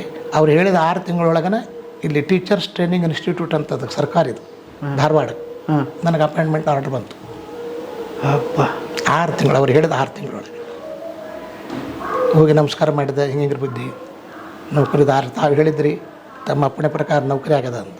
ಮತ್ತು ನಾನು ಹೇಳಿಲ್ಲ ಯಾವ್ರಿಗೆ ಅಂದು, ಧಾರವಾಡ. ಅಬ್ಬಾಬಾಬು ನೀನು ಭಯಂಕರ ನಶೀಬ ಅಂದ್ಬಿಡು ಅವ್ರು ಅಂದಿದ್ದು ನನಗೆ. ಧಾರವಾಡ ಅಂದ್ಕೂಡಲೇ ಅಬ್ಬಾಬಾಬು ನಿಂದ ನಶೀಬ್ ಭಾಳ ಬಿಡಪ್ಪ, ನಮ್ಮದೆಲ್ಲ ನಶೀಬ್ರಿ ಬಿದ್ದಿದ್ದು, ತಮ್ಮ ಆಶೀರ್ವಾದದಿಂದ ಆಗಿದ್ದು. ಆಯ್ತಪ್ಪ ಒಳ್ಳೇದಾಗಲಿ. ಸರ್ಕಾರಿ ಮೊದಲೇನಿದ್ರು ನಿನಗೆ ನೌಕರಿ ಸಿಗುತ್ತಂದ್ರೆ ನೌಕರಿ ಸಿಗುತ್ತೆ. ಆಮೇಲೆ ಏನೇನಿದ್ರು ಕಾಲೇಜ್ ನೌಕರಿ ಸಿಗುತ್ತಂದ್ರಲ್ಲ. ಇಲ್ಲಿ 9 ವರ್ಷ ಸರ್ವಿಸ್ ಮಾಡಿದೆ. 93 ಇದು ನಮ್ಮ KCD ಕರ್ನಾಟಕ ಯೂನಿವರ್ಸಿಟಿ ಕಾಲೇಜ್, ಅಲ್ಲಿ ನೌಕರಿ ಆಯ್ತು. ಅವ್ರು ಹೇಳಿದ್ದು ಏನದ ನೋಡ್ರಿ, ಎಲ್ಲ ಅವ್ರು ಹೇಳಿದಂಗೆ ಆಯ್ತು. ಎಂದೂ ಸುಳ್ಳಾಗ್ತಿದ್ದಿಲ್ಲ ಅವ್ರ ಮಾತು. ನನಗೊಬ್ಬನಿಗೆ ಅಂತಲ್ಲ, ಯಾರಾಗಲಿ ಇವತ್ತಿಷ್ಟು ಲಕ್ಷಗಟ್ಟಲೆ ಬಂದು ಅವ್ರು ನಡ್ಕೊಳ್ತಾರೆ ಮಂದಿ. ಸಂಗೀತ ಕಲ್ತವ್ರಲ್ಲ, ಬೇರೆ ಭಕ್ತರು. ಅವ್ರ ಕಷ್ಟ ಸುಖಗಳನ್ನು ತೊಗೊಂಡು ಬಂದಲ್ಲಿ ಗುರುಗಳ ಮುಂದೆ ಇಟ್ಟವರು ಎಲ್ಲರಿಗೂ ಆರಾಮಾಗತ್ತೆ. ಅವರು ಹೇಳಿದ ಮಾತು ಒಂದು ಸುಳ್ಳಾಗಿಲ್ಲ.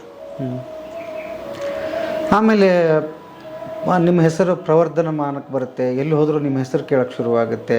ಇನ್ನೂ ಹೆಂಗೆ ಅವಾಗ ನೀವು ಕೇಳೋದಕ್ಕೆ 1000 ಜನ ಕೂತ್ಕೋತಾರೆ. ಅವತ್ತು ನೀವು ಹೇಳ್ದಂಗೆ ನಾಟಕ ಬಯಲಾಟ ಈ ಥರದ ಸಂಗೀತ ಬಿಟ್ಟರೆ ಬೇರೆ ಮನೋರಂಜನೆ ಇರಲಿಲ್ಲ ಜನಕ್ಕೆ. ಹೇಗೆ ಅನ್ಸೋದು ಆ ದಿನಗಳು? ಅಲ್ಲ, ಭಾಳ ಖುಷಿ ಅನಿಸ್ತಿತ್ತು ನಮಗೆ. ಏನ್ರಿ ಅದು ಆ ಇದ್ರೊಳಗೆ ಮೈ ಮರೆತು ಬಿಡ್ತಿದ್ವಿ ನಾವು. ಮನೆ ಬಂದಮೇಲೆ ಲೆಕ್ಕ ಆಗದವಲ್ಲ, ಇವನು ನಾಳೆ ಹೆಂಗೆ ಜೀವನ ಅಂತೇಳಿ.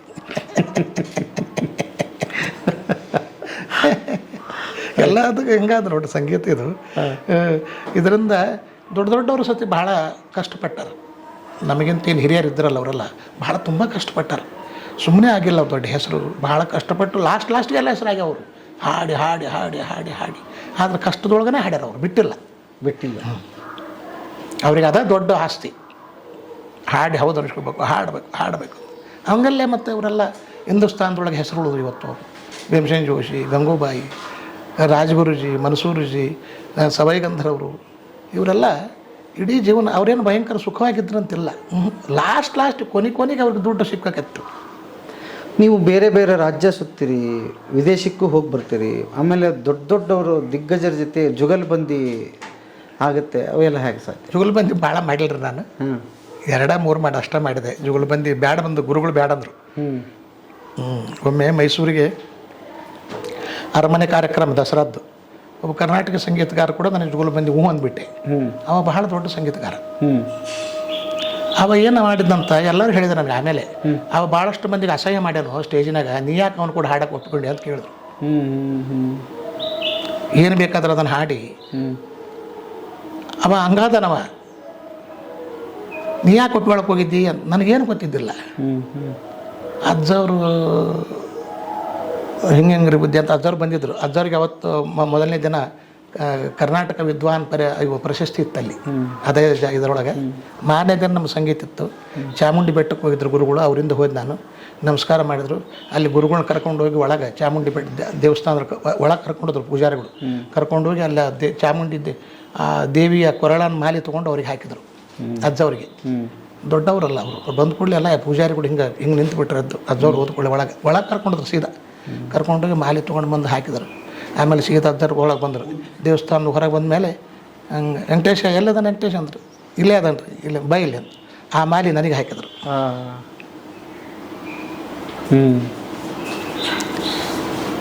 ಆಯಿತು, ಇವಾಗ ಒಪ್ಕೊಂಡು ಹಾಡಿಬಿಟ್ಟಿದ್ದು ಒಂದು ಸರಿ. ಇನ್ನೊಮ್ಮೆ ಯಾವಾಗಲೂ ಜುಗುಲು ಮಂದಿ ಹಾಡಕ್ಕೆ ಹೋಗ್ಬೇಡ ಅಂದ್ರೆ ಕಲಾಸ್. ಇಂಥವು ಭಾಳ ಪಾರು ಮಾಡ್ಯಾರ ನಮಗೆ ಅವರು ಏನ್ರಿ. ಈ ಮನಸ್ಥಿತಿ ಭಾಳ ಮುಖ್ಯ ಅಂತಾರೆ. ಎಲ್ಲರ ಹೋದಾಗ ಆ ಸಭೆ ಮತ್ತು ಸಂಯೋಜಕರು, ಆಮೇಲೆ ಆವತ್ತಿನ ಪರಿಸ್ಥಿತಿ, ಟೈಮು ಎಲ್ಲವೂ ಗಳಿಗೆ ಕೂಡಿ ಬರಬೇಕು, ಒಂದು ಕಾರ್ಯಕ್ರಮ ಚೆಂದ ಆಗ್ಬೇಕಂದ್ರೆ ಹೌದು ಅಂತ ಹೇಳ್ತಾರೆ. ಹೆಂಗೆ ಮನಸ್ಥಿತಿ ಹೆಂಗೆ ಇಟ್ಕೊಂಡಿರ್ತೀವಿ ನೀವು ಅಲ್ಲಿ ಹೋಗಿ? ಇಲ್ಲ, ನಮ್ಗೆ ಏನದ ನೋಡ್ರಿ, ಇದೇ ಒಂದು ಕಾಯಕ ಮಾಡ್ಕೊಂಡಿರ್ತೀವ ನಾವು, ಇದೇ ಕಾಯಕ. ಆಮೇಲೆ ನಮ್ಮ ಹಿಂದೆ ಸಾಥ್ ಸಂಗತ್ ಅಂತ ಇರ್ತಾರೆ ಕಲಾವಿದರು, ಅವರು ಚಲೋ ಇರಬೇಕು. ಒಂದು ಕಾರ್ಯಕ್ರಮ ಯಶಸ್ವಿ ಆಗ್ಬೇಕಂದ್ರೆ ಬರೀ ಒಬ್ಬನಿಂದ ಆಗೋದಿಲ್ಲ. ನನ್ನೊಬ್ಬನಿಂದನೇ ನಾನು ಕಾರ್ಯಕ್ರಮ ಯಶಸ್ವಿ ಆಗೋದಿಲ್ಲ. ಅವ್ರ ಸಾಥ್ ಸಂಗತ ಅವ್ರು ನಮ್ಗೆ ಸರಿಯಾಗಿ ಸಾಥ್ ಕೊಟ್ಟರೆ ಆ ಕಾರ್ಯಕ್ರಮ ಯಶಸ್ವಿ ಆಗುತ್ತೆ. ಅವರು ನನ್ನ ಕೂಡ ಬದುಬೇಕು. ಅವರು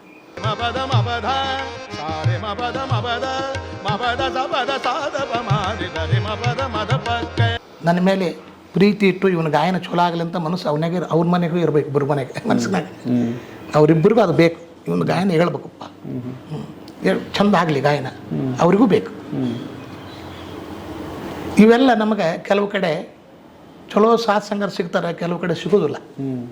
ಅವಾಗ ಹೇಳತ್ತೆ ನಾನು, ಅವಾಗ ಈಗಾದ್ರೆ ನಾವೇನು ಮಾಡ್ತೀವಿ, ನಮ್ಮದವನ್ನೇ ಕರ್ಕೊಂಡು ಹೋಗ್ಬಿಡ್ತೀವಿ ನಾವು. ಆ ವೇಳೆಗೆ ಹಂಗಿದ್ದಲ್ಲ, ಇನ್ನೂ ಬೆಳೆಯೋ ವಯಸ್ಸಲ್ಲ ಅವಾಗ. ಬೆಳಿಬೇಕಲ್ಲ, ಹೆಂಗಾರು ಮಾಡಿ ಹಾಡಬೇಕು. ಆ ವೇಳೆಗೆ ನಾವೇ ಕೇಳಿದ್ರನ್ನ ಕೊಡೋದಿಲ್ಲ ಯಾರು. ನನಗೆ ಇವನೇ ಸಾಥ್ ಸಂಗತ್ ಬೇಕು, ಇವ್ರನ್ನ ಕೊಡ್ರಿ ಅಂದರೆ ಇಲ್ರಿ ನಮ್ಮಲ್ಲಿದ್ದಾರ, ನೀವು ಬರಂಗದ ಬರ್ರಿ ಬಿಡ್ರಿ ಅಂತಾರೆ. ಹಿಂಗೆ ಬೇಡಪ್ಪ ಬರ್ತೀವಿ, ಯಾಕಂದ್ರೆ ಬಿಡೋಕೆ ಬರೋದಿಲ್ಲಲ್ಲ ನಮ್ಗೆ. ಹಾಡ್ಬೇಕು ಅನ್ನೋದು ಹುಚ್ಚು. ಕೆಲವೊಮ್ಮೆ ತ್ರಾಸಾಗಿದ್ದು ಉಂಟು ಆ ರೀತಿ ಒಳಗೆ. ನಮ್ಗೆ ಅವ್ರಿಗೆ ಹೊಂದಾಣಿಕೆ ಇಲ್ಲದೆ ಅವರು ಮತ್ತು ಅವ್ರ ಪಾಡಿಗೆ ಅವ್ರು ಬಾರಿಸೋರು, ನಮ್ಮ ಪಾಡಿಗೆ ನಾವು ಹಾಡೋರು. ಕೇಳೋರಿಗೆ ಒಂಥರ. ಈಗ ಈ ಭೂಪರಾಗ ಸರಿಗ ಪದಸ ಸಾದ ಪಗರಿಸ ಭೂಪರಾಗ ನಾವೇನು ಅಂದ್ಕೊಂಡಿದ್ವಿ, ಭೂಪರಾಗ ಅಂದ್ರೆ ಇಷ್ಟಿದೆ ಅಂತ ಅಂದ್ಕೊಂಡಿರ್ತೀವಿ ಹಾಡಕ್ಕೆ.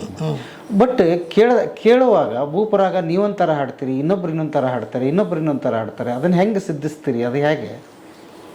ಇಲ್ಲ, ಭೂಪರಾಗ ಯಾವುದೇ ರಾಗ ಗುರು ಮುಖಾಂತರದಿಂದ ಕಲೀಲೇಬೇಕು, ಶಾಸ್ತ್ರ ಪದ್ಧತಿ ಅದು. ಭೂಪರಾಗ ಯಾವುದು ಇರಲಿ, ಉದಾಹರಣೆ ಭೂಪರಾಗ. ಈಗ ಅದು ಬೇರೆ ಬೇರೆ ಹಾಡ್ಲಿಕ್ಕೆ ಬರೋದೇ ಇಲ್ಲ. ರಾಗ ಶುದ್ಧತೆ ಇಡ್ಬೇಕಂದ್ರೆ ಒಂದೇ ರೀತಿ ಇರ್ಬೇಕದು. ಆದರೆ ಅವರು ಕಲಿತ ರೀತಿ ಇರ್ತಾವಲ್ಲ, ಅದರೊಳಗೆ ಅವ್ರ ಧ್ವನಿ ಮೇಲೆ ಕೆಲವು ಪರಿಣಾಮ ಬೇರೆ ಆಗ್ತವೆ.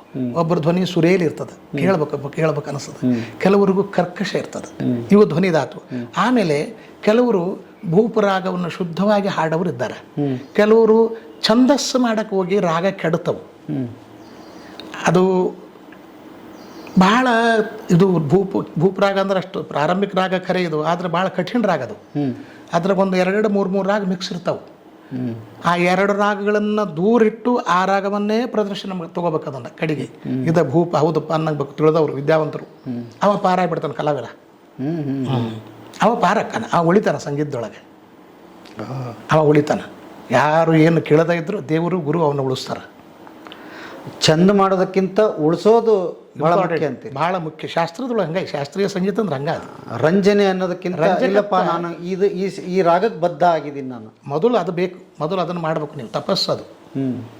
ಅದನ್ನು ನೀವು ಶುದ್ಧವಾಗಿ ಮಾಡಿಕೊಂಡು ಎಷ್ಟು ಮಾಡ್ತೀರಿ ಅಷ್ಟು ನಿಮ್ಗೆ ಎಲ್ಲೇ ಹೋಗಿ ಹಾಡಿದ್ರು ನೀವು ಪಾರಾಗಿ ಬರ್ತೀರಿ. ಸಾಕಲ್ಲ ಅಷ್ಟೇ. ರಾಗ ಕೆಲವೊಬ್ಬರು ಇರೋದನ್ನು ಹಾಡ್ತಾರೆ, ಕೆಲವೊಬ್ಬರು ಸ್ವಂತ ರಚಿಸ್ತೀವಿ ಅಂತಾರೆ. ಅದು ರಾಗ ರಚನೆ ಮಾಡ್ತಾರೆ. ಕೆಲವರು ರಾಗ ರಚನೆ ಮಾಡ್ತಾರೆ, ಬಂದಿಸಿಗಳ ರಚನೆಗಳನ್ನು ಮಾಡ್ತಾರೆ, ಹಾಡ್ತಾರೆ. ಅದಕ್ಕೇನು ತಪ್ಪಿಲ್ಲ. ಶಾಣ್ಯರು ಇರ್ತಾರೆ, ಮಾಡ್ತಾರೆ. ತಪ್ಪಂತ ಅನ್ನೋದಿಲ್ಲ. ಯಾಕಂದರೆ ಎಲ್ಲರೂ ಮಾಡಿದ್ವಲ್ಲ. ಕೆಲವೊಂದು ಹಳಬರು ದೊಡ್ಡ ಸಂಗೀತಗಾರರು ಮಾಡಿದರು. ಅದರ ಮಾಡಲಿ, ಅವ್ರವ್ರ ವಿದ್ಯೆ ಏನು ತಪ್ಪಿಲ್ಲ. ಅವರು ಬಂದಿಶು ಮಾಡಿದವರು ಅದಾರ, ರಾಗಗಳನ್ನು ರಚನೆ ಮಾಡಿ ಹಾಡಿದವರು ಇದ್ದಾರೆ. ಆದರೆ ಎಷ್ಟು ಮಟ್ಟಿಗೆ ಸಕ್ಸಸ್ ಸಾಕು ಅನ್ನೋದು ದೇವ್ರಿಗೆ ಗೊತ್ತು, ಅವ್ರಿಗೂ ತಿಳ್ಕೊಬೋದು. ಅಲ್ಲ ಆಗಿರ್ತ ಕೆಲವ್ರು ಆಗ್ಯಾವ, ಆಗಿಲ್ಲ ಅಂತಲ್ಲ, ಕೆಲವ್ರು ಸಕ್ಸಸ್ನು ಆಗ್ಯಾವ.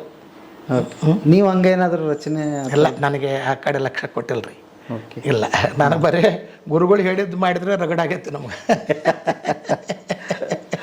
ಬೇರೆ ಬೇರೆ ರಾಜ್ಯಗಳಲ್ಲಿ ಹೇಗಿತ್ತು ಸರ್ ಅನುಭವ? ಬೇರೆ ಬೇರೆ ರಾಜ್ಯಗಳು ನೋಡ್ರಿ, ನಮ್ಮೀಗ ಕರ್ನಾಟಕ ಬಿಟ್ಟರೆ ಮಹಾರಾಷ್ಟ್ರದೊಳಗೆ ಸಂಗೀತ ಬಹಳ ಪ್ರೀತಿ. ಪುಣೆ, ಮುಂಬೈ, ಅಲ್ಲಿ ಇಡೀ ಮಹಾರಾಷ್ಟ್ರನ ಸಂಗೀತ ಅಂದರೆ ಬಹಳ ಅವರಿಗೆ ಒಂದು ದೊಡ್ಡ ಆರಾಧನೆ ಮಾಡ್ತಾರೆ, ದೇವ್ರನ್ನ ಆರಾಧನೆ ಮಾಡ್ದಂಗೆ ಮಾಡ್ತಾರೆ. ಅದನ್ನು ಬಿಟ್ಟರೆ ಪಶ್ಚಿಮ ಬಂಗಾಳ, ಕಲ್ಕತ್ತಾ, ಆಮೇಲೆ ಚೆನ್ನೈ. ಓ, ದೇವ್ರದ್ದಂಗೆ ಸಂಗೀತ ಅಂದ್ರೆ ಅವರಿಗೆ. ಓ, ಚೆನ್ನೈ ಒಳಗೆ ಮನೆಗೆ ಬೆಳಿಗ್ಗೆ ಎದ್ದು ಕೂಡ ಮನೆಗೆ ಅಭ್ಯಾಸ ಮಾಡ್ತಿರ್ತಾರೆ ಕರ್ನಾಟಕ ಸಂಗೀತ. ಕಲ್ಕತ್ತನೂ ಹಾಗೆ, ನೀವು ಹಿಂಗೆ ಓಣಿಗೆಲ್ಲ ಹೊಂಟ್ರೆ ಎಲ್ಲರ ಮನೆಗಳಿಗೂ ಹಾಡೋದು ಬಾರಿಸೋದು ಕೇಳ್ತಿರ್ತದೆ. ಮಹಾರಾಷ್ಟ್ರಗೂ ಹಂಗೆ. ನನ್ನ ಕಂಡಂಗೆ ಇವು 3 ರಾಜ್ಯಗಳು ಪೂರ್ಣ ಸಂಗೀತದ ರಾಜ್ಯಗಳು. ಇವು 3 ರಾಜ್ಯದೊಳಗೆ ಹೋಗಿ ನೀವು ಹಾಡಿ ಹೋದನಿಸ್ಕೊಂಡ್ರೆ ಪಾರಾದ್ರಿ ಅಂತ. ಓಹೋ, ಒಟ್ಟು ಅಂಥ ಸವಾಲುಗಳನ್ನು ಎದುರಿಸಿದ್ದೀರಿ? ಬರ್ತಾವೆ ಕಲಾವಿದರಿಗೆ, ಆಟೋಮೆಟ್ಲಿ ಬರ್ತಾವೆ. ಅದನ್ನು ಗುರುನೇ ಪಾರು ಮಾಡಬೇಕು. ನಾನು ಪಾರು ಹಾಕ್ನಂದ್ರೆ ಆಗೋದಿಲ್ಲ, ಗುರುನೇ ಪಾರು ಮಾಡಬೇಕು. ಏನು ಸಂದರ್ಭವು ಪಾಸ್ ಆತ್ವಿ ಇಲ್ಲಾಂದ್ರೆ ಇಲ್ಲ. ಮತ್ತು ಇನ್ನೊಂದು 4-5 ವರ್ಷ ಕಾಯ್ಬೇಕು ನಾವು ಆ ಸಮಯಕ್ಕೆ. ಒಂದು ಕಾರ್ಯಕ್ರಮ ಫೇಲ್ ಆಯ್ತಂದ್ರೆ ಒಂದು 3-4-5 ವರ್ಷ ಕಾಯ್ಬೇಕು ನಾವು, ಮತ್ತೆ ಅದನ್ನು ಯಶಸ್ವಿ ಆಗ್ಬೇಕಾದ್ರೆ. ಅಷ್ಟೆಲ್ಲ ಪದ್ಧತಿ ಅದು. ಓಕೆ. ಈಗ ದೊಡ್ಡ ದೊಡ್ಡ ದಿಗ್ಗಜರು ಯಾರು ಕೇಳಿದ್ದಾರೆ ನಿಮ್ಮ ಸಂಗೀತ ಕಚೇರಿಯನ್ನು ಕೂತ್ಕೊಂಡು ಕೇಳಿದಾಗ, ಅಥವಾ ಅವರು ಅಪ್ರಿಷಿಯೇಟ್ ಮಾಡಿದಾಗ, ಅಥವಾ ಅವ್ರು ಏನೋ ಹೇಳಿದಾಗ ಅದನ್ನ ಹೆಂಗೆ ತೊಗೊಳ್ತಿದ್ರಿ? ಹೇಗೆ? ಇಲ್ಲ, ನಮ್ಗೆ ಸಾಮಾನ್ಯವಾಗಿ ಭೀಮಸೇನ್ ಜೋಶಿ ಅವರು ಕೇಳ್ಯಾರ ಮುಂದೆ ಕುಂತು, ಗಂಗೋಬಾಯಿಜಿ ಕೇಳ್ಯಾರ, ಮನ್ಸೂರ್ಜಿ ಮುಂದೆ ಹಾಡೀನಿ, ರಾಜ್ಗುರುಗಳ ಮುಂದೂ ಹಾಡೀನಿ, ಜಸರಾಜ್ ಮುಂದೆ ಹಾಡೀನಿ, CR ವ್ಯಾಸ ಅವ್ರ ಮುದ್ದಾಮ್ ನನ್ನ ಗಾಯನ ಕೇಳೋಕೆ ಕಾರ್ ಮಾಡ್ಕೊಂಡು ಬಂದಿದ್ರು ಮುಂಬೈ ಒಳಗೆ. ಇವರೆಲ್ಲ ದೊಡ್ಡ ಪಂಡಿತರು. ಹಾಡೀನಿ. ಎಲ್ಲರೂ ಚಲೋ ಹಾಡ್ತಿಪ್ಪ, ಅಭ್ಯಾಸ ಮಾಡು ಅದನ್ನು ಹೇಳ. ಚಲೋ ಹಾಡ್ತೀವೋ ಅಭ್ಯಾಸ ಮಾಡು, ಇದ ಮಾತು ಹೇಳ್ಯಾರ. ಹಬ್ಬ, ಎರಡನೇ ಮಾತಿಲ್ಲ. ಚಲೋ ಹಾಡ್ತಿಪ್ಪ, ಅಭ್ಯಾಸ ಮಾಡು. ಕೆಲವೊಂದನ್ನು ಮುರಿದು ಕಟ್ಟಿದ್ದೀರಿ ನೀವು. ಕೇಳುವ ನಾನೊಂದ ಕನಸ ಕಂಡ, ಮಲ್ಲಿಕಾರ್ಜುನ್ ಮನ್ಸೂರ್ ಅವ್ರದ್ದು. ಅದು ಒಂದು ಅದ್ಭುತ ಇವತ್ತಿಗೆ ಇದು. ಬಟ್ ನೀವು ಅದನ್ನು ನನ್ನ ಸ್ಟೈಲ್ ಒಳಗೆ ಹಾಡಿ ನಾನು. ಅದು ಏನಾತಂದ್ರೆ ಕಲ್ಕತ್ತಾಕ್ಕೆ ಹೋದಾಗ ITC ಕಾನ್ಫರೆನ್ಸ್ ಅಂತ ಬಹಳ ದೊಡ್ಡ ಸಂಗೀತಗಾರಲ್ಲ, ದೊಡ್ಡ ಕಾಲ. ಅಲ್ಲಿ ನಾನು ಕಾರ್ಯಕ್ರಮ ಇತ್ತು. ಕಾರ್ಯಕ್ರಮದೊಳಗೆ ಬಹಳ ಜನ ಕೂಡಿದ್ರು. ಒಬ್ಬ ಹೆಣ್ಮಗಳು ಶಾಸ್ತ್ರೀಯ ರಾಗಧಾರಿ ಮುಗಿದುಕೊಳ್ಳಿ ಒಬ್ಬ ನಿಂತಲು, ವೆಂಕಟೇಶ್ ಜಿ ಅಕ್ಕ ಮನ್ಸೂರ್ಜಿ ಗಾತೇನ ಅಕ್ಕ ಕೇಳವ ಓ ಗಾಯನ ಅಂತ. ಒಬ್ಬ ಹೆಣ್ಮಗಳು ಮನ್ಸೂರ್ಜಿ ಅಕ್ಕ ಕೇಳವ ಏನ ಓ ಗಾವನ ಆಕೆ ಫರ್ಮಾಯಿಶ್ ಮಾಡಿದ್ಲಲ್ಲಿ. ಅಲ್ಲಿಂದ ನಾನು ಹಾಡಕ್ಕೆ ಶುರು ಮಾಡಿದೆ ಅದನ್ನು. ಇಲ್ಲ ಮೊದಲು ಹಾಡ್ತಿದ್ದಿಲ್ಲ. ಕೇಳವ್ವ ನಾನೊಂದ ಕನಸ ಕಂಡೆ, ಅಕ್ಕ ಕೇಳವ್ವ ನಾನೊಂದ ಕನಸ